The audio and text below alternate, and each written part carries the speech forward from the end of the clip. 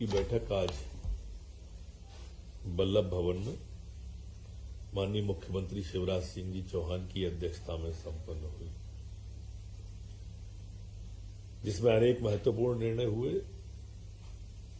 एक लंबे समय से जो इंदौर प्रेस क्लब का हमारे पत्रकार साथियों का किराए के पुनर्निर्धारण का विषय लंबित बना हुआ था, आज कैबिनेट के द्वारा मुख्यमंत्री के द्वारा उसमें मासिक किराए में परिवर्तन करके 10,000 रुपया प्रति माह कर दिया है।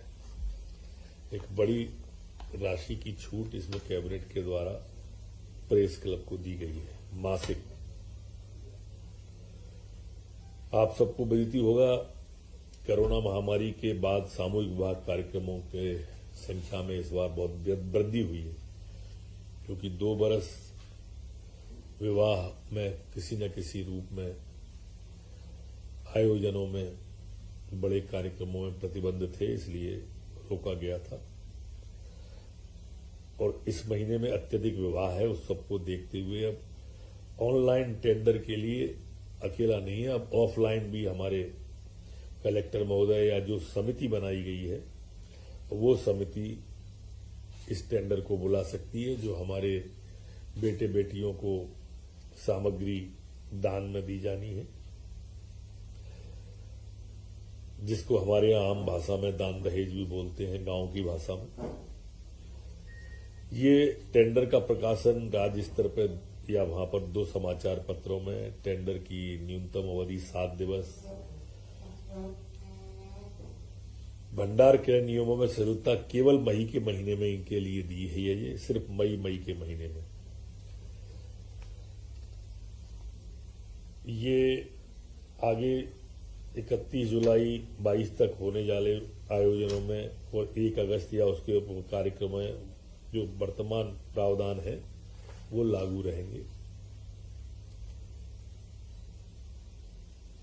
मुख्यमंत्री जी कैबिनेट के द्वारा ये योजना जो लागू की गई है, जो हमारी बिटिया को बहू को सामग्री दी जाने वाली है, उन नियमों में प्रावधानों को शिथिल करने के आदेश आज जारी हो जाए। इसी तरह से हमारी बेटियों के लिए जो लाडली लक्ष्मी योजना 2 है, जो अपने आप में काफी महत्वाकांक्षी योजना है। आप सबको ये विदित है कि हमारे यहाँ पर लाडली लक्ष्मी जो बेटियां हैं वो लगभग 42 लाख बेटियां मध्य प्रदेश के अंदर हैं।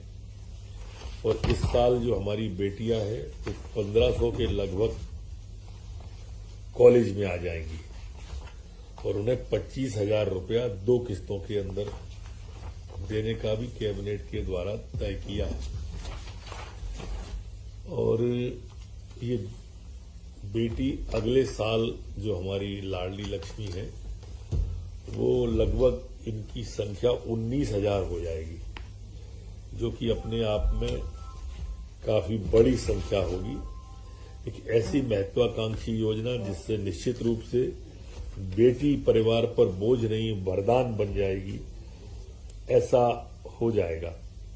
हमारे यहाँ मेडिकल इंजीनियरिंग की फीस भी राज्य सरकार भरेगी, जो अपने आप में एक रिकॉर्ड है हमारी बेटियों के लिए। जैसा मैंने कहा कि अब बेटी वरदान हो जाएगी और हमारा जो एक रेशियो असंतुलित हो रहा था बेटा और बेटी का, निश्चित रूप से इसमें भी अब सुधार आएगा। हमारे पुलिस के कर्मचारियों के लिए भदभदा पर 50 बेड की क्षमता का अस्पताल अलग से पुलिस के ही लिए बनाने का कैबिनेट के द्वारा तय किया है। ये 23वीं और 25वीं वाहिनी जो है उसका परिसर है भदभदा में, वहां पर इसका निर्माण किया जाएगा। इसकी फर्नीचर के लिए आज राशि स्वीकृत हो गई है, इसके मेडिकल उपकरणों के लिए आज राशि स्वीकृति हो गई है, इसके पदों के लिए आज राशि स्वीकृत हो गई है। कैबिनेट के द्वारा सहमति दे दी गई है। एमएसएमई विकास नीति 2021 के अंतर्गत फर्नीचर और खिलौना निर्माण इकाइयों को विशेष वित्तीय सहायता देने का भी आज कैबिनेट ने तय किया है। इसके अंतर्गत सहायता प्राप्त करने वाली इकाइयों को एमएसएमई विकास नीति के अंतर्गत लाभ मिलेगा। इसमें प्लांट, मशीनरी, भवन संपत्तियों पर उद्योग विभाग विकास अनुदान 40% देय होगा। वित्तीय संस्थाओं के टर्म लोन पर 5% की दर से 5 साल के लिए अधिकतम 2 करोड़ रुपए प्रतिवर्ष ब्याज का अनुदान दिया जाएगा।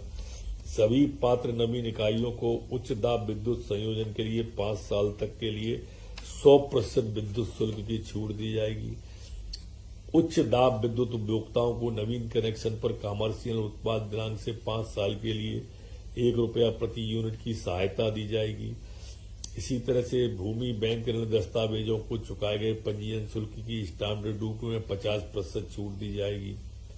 इसी तरह से गुणवत्ता प्रमाण पत्र प्राप्त करने पर 25% लागत प्रतिपूर्ति की अधिकतम 10 लाख तक की तथा प्रमाण पत्र पर अधिकतम 2.5 लाख तक की सहायता ये प्रदान होगी। ऐसे बहुत सारी सुविधाएं आज दी गई हैं जो अपने आप में मध्य प्रदेश की एमएसएमई नीति में एक रिकॉर्ड है, जो लिखित में आप सबको आज हम जो प्रेस नोट जारी होगा उसमें कर देंगे। देखते लोग कुछ रहा तो नहीं। हाँ, कर दिया है उसको। कहाँ नक्सल